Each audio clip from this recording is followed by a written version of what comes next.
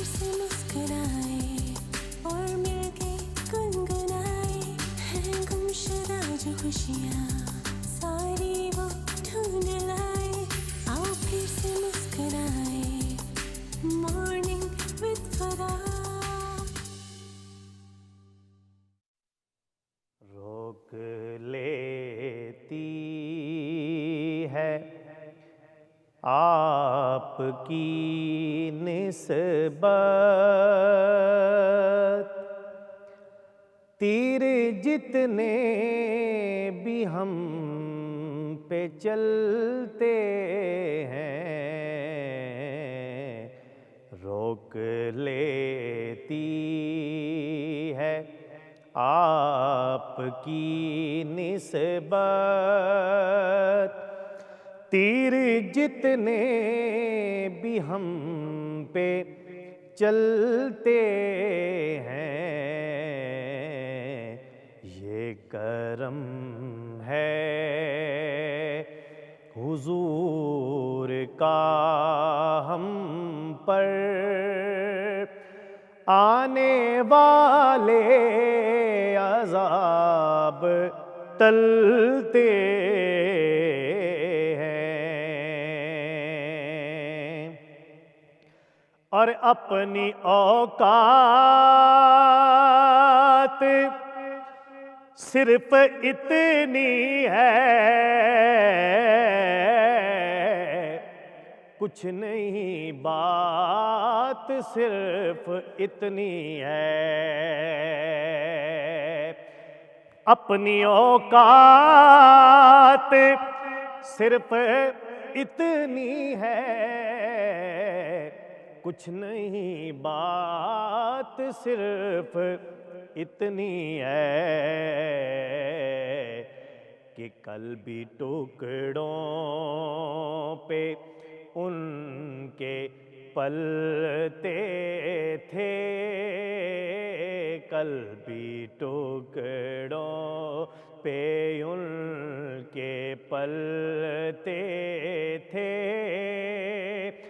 اب بھی ٹکڑوں پہ ان کے پلتے ہیں. یہ کرم ہے حضور کا ہم پر آنے والے عذاب ٹلتے ہیں. اور اب کوئی کیا ہمیں گرائے گا ہر سہارا گلے لگائے گا. ہم نے خود کو گرا لیا ہے وہاں گرنے والے جہاں سنبھلتے ہیں. سبحان اللہ عباس علی، تھینک یو ویری مچ.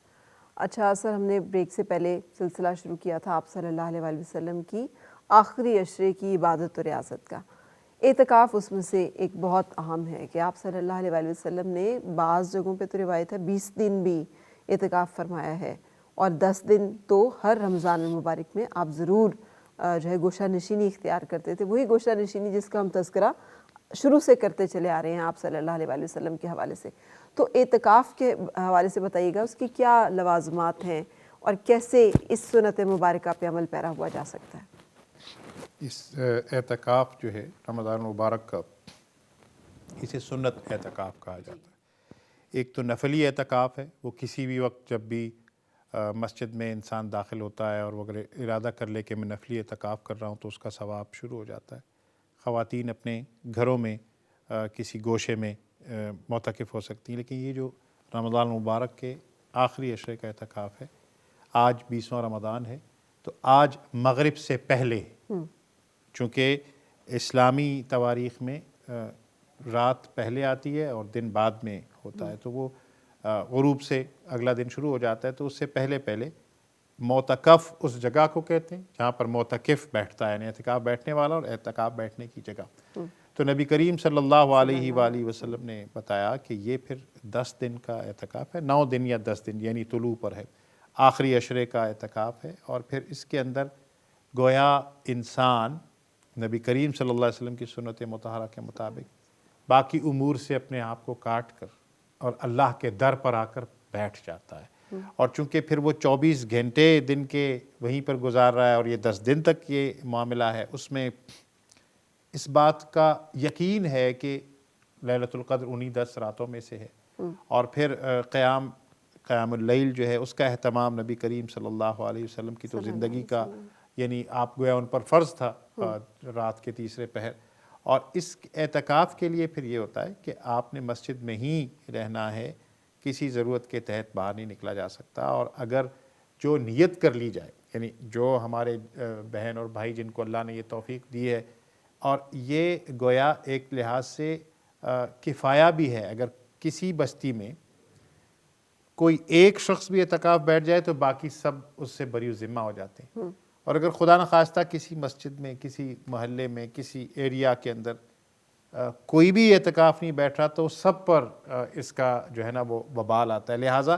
ہم سب کو ان کا شکر گزار ہونا چاہیے جنہیں اللہ نے توفیق دی کہ وہ اعتکاف بیٹھتے ہیں، یقیناً ہوتے ہیں۔ اور یہاں ایک بات جو میں کہنا چاہوں گا، اعتکاف کے دوران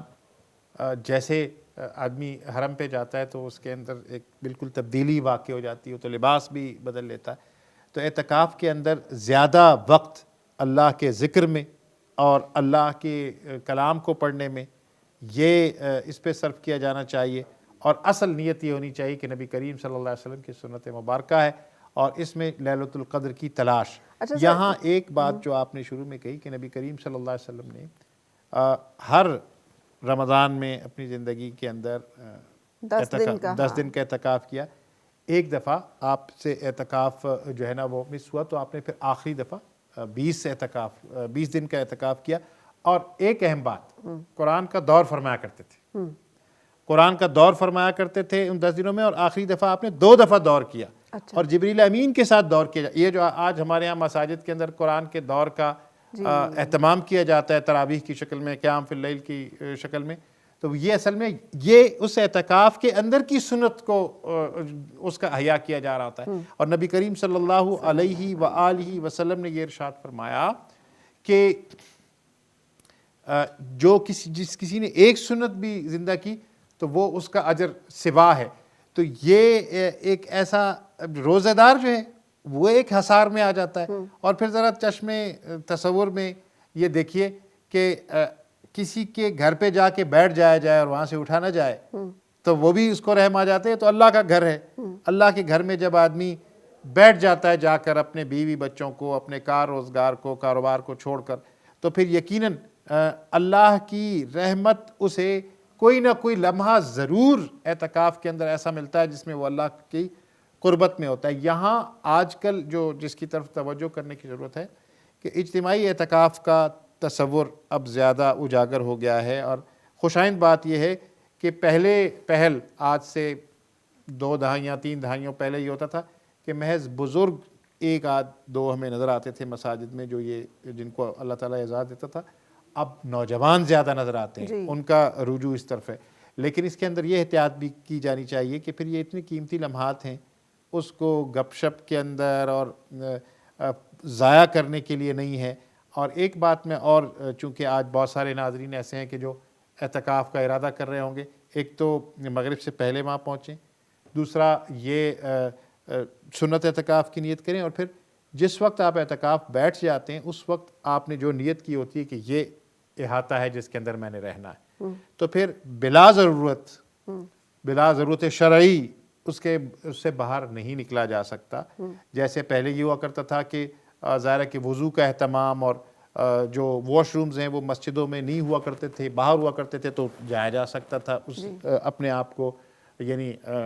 چھپا کر اور باقیوں کے ساتھ بالکل کوئی بات چیت کیے بغیر۔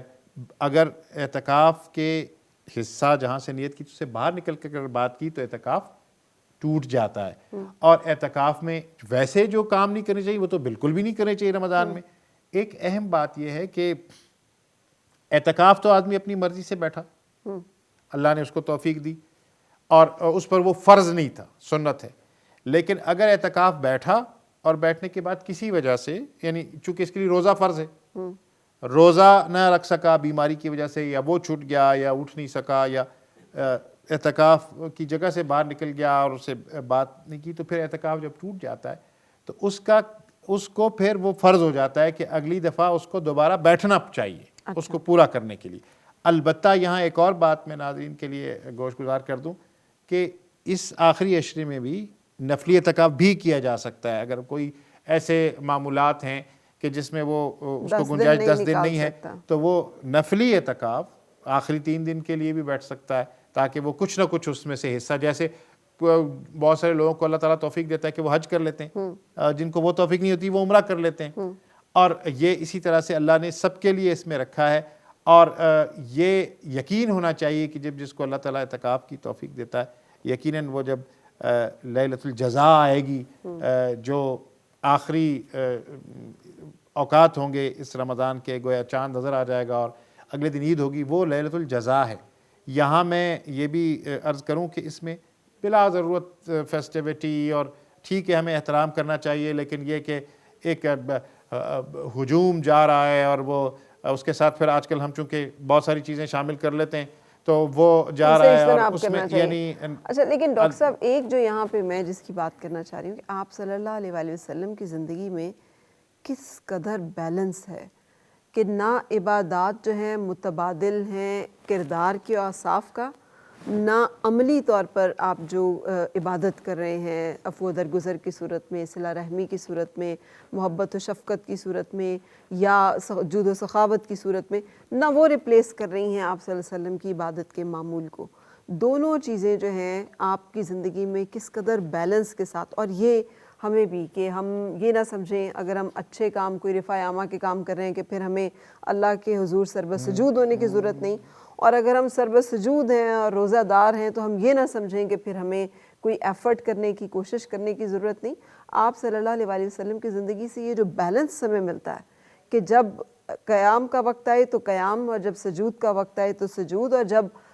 وقت آئے کہ آپ نے اس وقت دنیا میں اپنی کنٹریبیوشن اور اپنی ایفرٹس کرنی ہے تو وہاں پر آپ جو ہیں پیش ہو. یہ بیلنس ہمارے ہاں بھی کم ہے. دیکھیں نبی کریم صلی اللہ علیہ وسلم نے تو خود ارشاد فرمایا کہ خیر الامور اوسطها، کہ اصل جو بہترین رویہ ہے وہ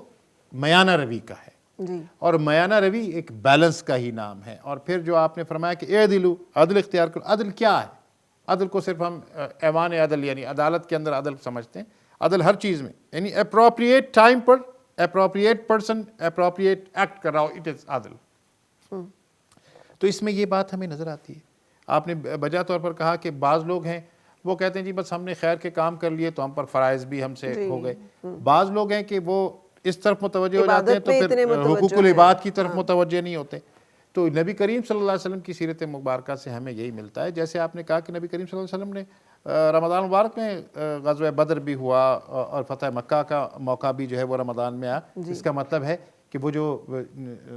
کسی شاعر نے کیا خوب کہا ہے کہ کس شوخ نے لکھ دیا یہ مصرع محراب مسجد پر، کہ ناداں گر گئے سجدے میں جب وقت قیام آیا. یعنی ایسا بھی نہیں ہے. یہاں ایک لطیف بات جو میں قرآن اور سیرت کے طالب علم کیسے سے کرنا چاہتا ہوں وہ یہ ہے کہ ایک شخص کو اللہ نے بہت دولت سے نواز رکھا ہے. اس کی عبادت، اس کا زہد، اس کا یعنی ساجد ہونا یعنی سجدے کرنا، وہ فرائض پورے کرے، اور باقی جو اللہ نے اسے مال دیا ہے وہ لوگوں پر خرچ کرے نا. جی. یعنی اس کو اللہ نے ایک خاص کیفیت سے نواز رکھا ہے نا. اس کے لیے اللہ تعالیٰ نے آزمائش یہ رکھی ہے کہ وہ اس مال کو کیسے خرچ کرتا ہے. اللہ اب ایک شخص کو جس کے پاس انڈسٹریز ہیں، جس کے پاس مال و متاع ہے، جائیداد ہے، اور وہ کہے کہ میں بس میری عبادت صرف یہ ہے کہ میں مسجد میں ہی ہر وقت گزاروں، اس کو کام یہ کہ جو روزہ دار جس کے پاس روزہ رکھنے کے لیے سحری کے لیے کوئی چیز موجود نہیں ہے، جس کے پاس افطار کے لیے کوئی چیز نہیں ہے، نبی کریم صلی اللہ علیہ وسلم نے تو ارشاد فرمایا کہ تمہارا ہمسایہ بھوکا ہے اور تم پیٹ بھر کے سو رہے ہو تو تم اللہ کے ہاں جواب دہ نہیں ہو. آج کیا عالم ہے کہ جو بالکل قریبی خونی رشتہ دار ہوتے ہیں، کوئی ایک متمول ہو گیا تو اس نے بس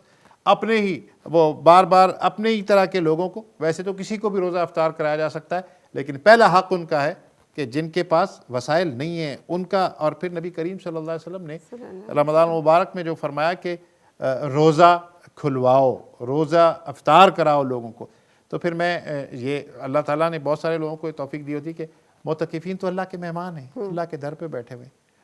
ان کا اکرام کیا جانا چاہیے. انہیں وہ ظاہر مسجد کے ایک خاص ماحول میں ہیں تو وہ کسی کو مثال کے طور پر کوئی اچھی چائے پینا کا عادی ہے گھر میں، یا اس کے دوست احباب کو پتہ ہے تو وہ اس کے لیے افطار کے بعد چائے کا انتظام کر لیں اللہ کی اس کے لیے. اور ویسے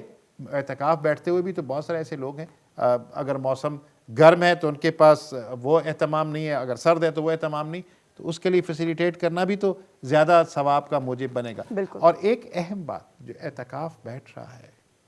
جس کو اللہ نے چن لیا اور اپنے در پر بلا لیا، پھر اس کی زندگی اعتکاف کے دوران صرف نہیں، اعتکاف کے بعد بھی ایک مثال ہونی چاہیے. لوگ کسی نوجوان کو دیکھیں کہ یہ اعتکاف بیٹھتا ہے تو پھر وہ اسی طرح سے پاکیزہ کردار کا ہوگا، اور وہ کہتے ہیں نا کہ سفید جب کپڑا ہو جاتا ہے تو اس پر پھر داغ بھی زیادہ دھبا نمایاں ہوتا ہے. تو یہ اس سب کی بھی ان ایام میں ہمیں اللہ سے مانگنا ہے، اور لیلۃ القدر کی تلاش بھی کرنی ہے، اور اللہ سے جن کو یہ توفیق نہیں ملی انہیں یہ توفیق بھی مانگنی چاہیے ہم سمیت کہ اللہ تعالی ہم سب کو اعتکاف بیٹھنے کی بھی جو ہے نا سہولت اور توفیق عطا فرمائے. آمین. بہت بہت شکریہ، آپ سب کا بھی شکریہ، آپ ساتھ رہے. اور آج وہ سب لوگ جو کہ معتکفین ہیں اور نیت کیے ہوئے ہیں، ارادہ کیے ہوئے ہیں، اللہ تعالیٰ آپ سب کو اپنے نیت اور ارادے میں کامیاب کرے. اپنی دعاؤں میں ہمیں بھی یاد رکھیے گا. اجازت لینے کا وقت آن پہنچا ہے، سو ہم رخصت ہوں گے، کل تک کے لیے آپ سے اجازت لیں گے. اللہ حافظ. اور جاتے جاتے میں درخواست کروں گی محمد زین سے کہ نعت رسول مقبول صلی اللہ علیہ وآلہ وسلم کے ساتھ ہم آپ سے رخصت ہوں. کوئی دنیا ہے عطا میں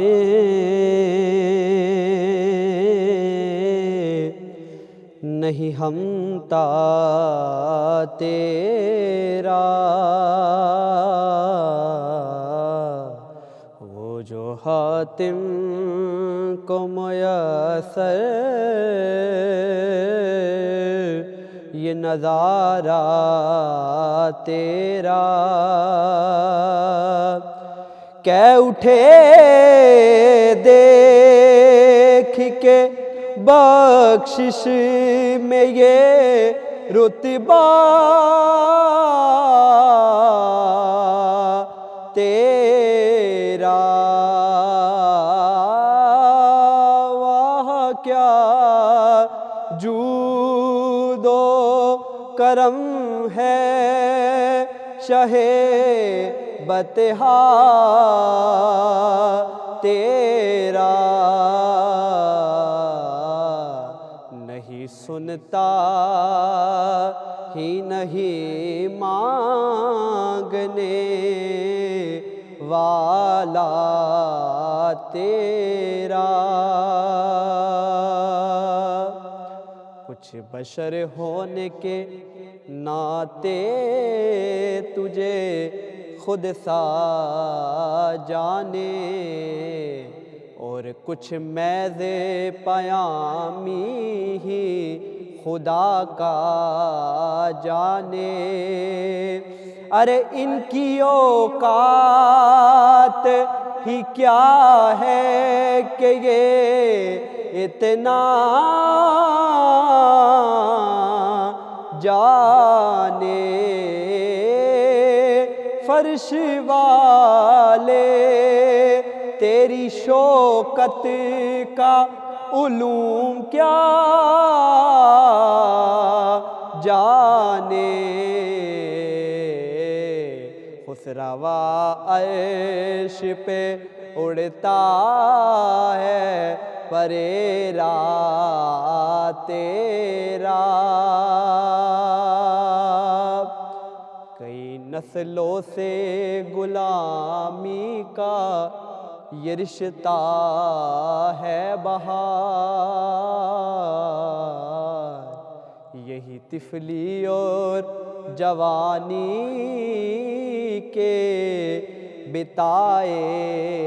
موصاف. اب بڑھاپے میں خدا را ہمیں یوں دے سے نہ ڈال، تیرے ٹکڑوں پہ پلے غیر کی ٹھوکر پہ نہ ڈال،